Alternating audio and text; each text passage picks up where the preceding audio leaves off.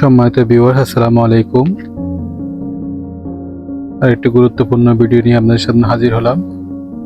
আপনারা দেখতে পাচ্ছেন পাইপের মাধ্যমে পানি ছিটিয়ে প্লাস্টার সারফেসকে ভিজিয়ে দেওয়া হচ্ছে।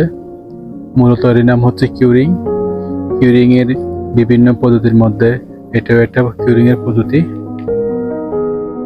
এই পদ্ধতিতে সাধারণত গাঁথুনি এবং প্লাস্টার কিউরিং করা হয়।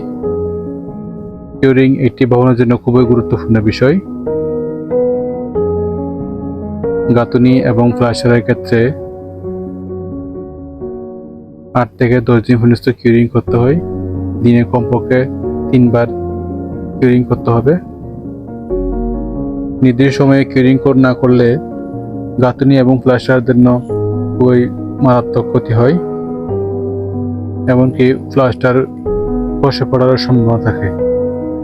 তাই আমাদেরকে অবশ্যই নির্দিষ্ট সময় পর্যন্ত কিউরিং করতে হবে। ধন্যবাদ। আসসালামু আলাইকুম।